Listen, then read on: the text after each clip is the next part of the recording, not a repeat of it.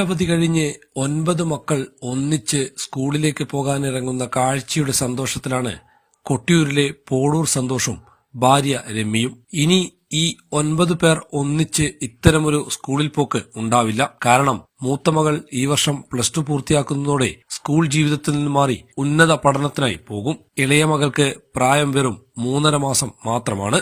മൂത്ത മകൾ Alphia Lisbeth Kottiyoor IGM higher secondary സ്കൂളിലാണ് പഠിക്കുന്നത്. രണ്ടാമത്തെ മകൾ ആഗ്നസ് മരിയയും മൂന്നാമത്തെ മകൾ ആൻ ക്ലെറിനും അതേ സ്കൂളിലെ 10ാം ക്ലാസ്സിലും 8ാം ക്ലാസ്സിലും പഠിക്കുന്നു. അതിന് താഴെയുള്ള അസിൻ തെരേസ 6ലും, ലിയോ ടോം 4ലും, ലെവൻസ് ആന്റണി 2ാം ക്ലാസ്സിലും, കാതറിൻ ജോക്കിമ UKGയിലും പഠിക്കുന്നു. വീടിന് തൊട്ടടുത്ത് തന്നെയുള്ള തലക്കാണി ഗവൺമെന്റ് UP സ്കൂളിലാണ് ഇവർ 4 പേരും പഠിക്കുന്നത്.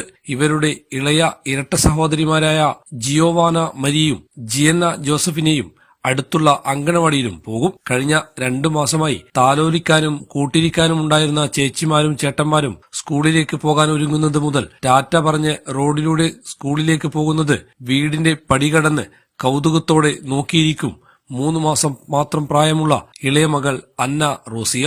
വേനലവധി കഴിഞ്ഞ് 9 പേരും ഒരുമിച്ച് സ്കൂളിലേക്ക് പോകുന്നത് കൗതുകത്തോടെയാണ് പലരും നോക്കുന്നത്.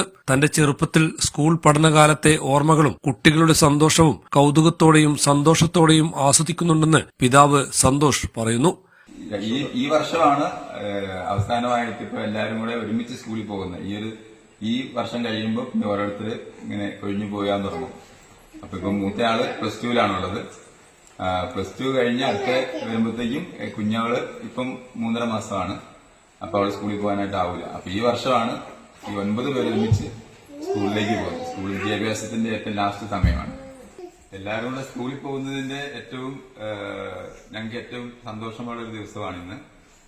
കാരണം ഇവർ ഒരുമിച്ച് ഇങ്ങനെ ഇത്രയും പേര് പോകുമ്പോഴും ഞങ്ങളിൽ തന്നെ ഏറ്റവും വലിയൊരു അഭിമാനമാണ്.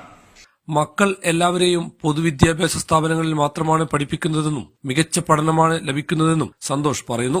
ഇളയ മോൾ സ്കൂളിൽ പോകാൻ പ്രായമാകുമ്പോഴേക്കും മൂത്തവർ സ്കൂൾ പഠനം കഴിഞ്ഞു പോകും എന്നതിനാൽ ഈ വർഷത്തെ അധ്യയന വർഷം തങ്ങൾക്ക് ഒരുപാട് പ്രത്യേകതകൾ ഉള്ളതാണെന്ന് സന്തോഷ് പറയുന്നു. മലയോരത്തെ നിരവധി വ്യാപാര സ്ഥാപനങ്ങളുടെ ഉടമയാണ് പിതാവായ PJ സന്തോഷ്. സജീവ് നായർ, ഹൈവിഷൻ ന്യൂസ്, കേളകം.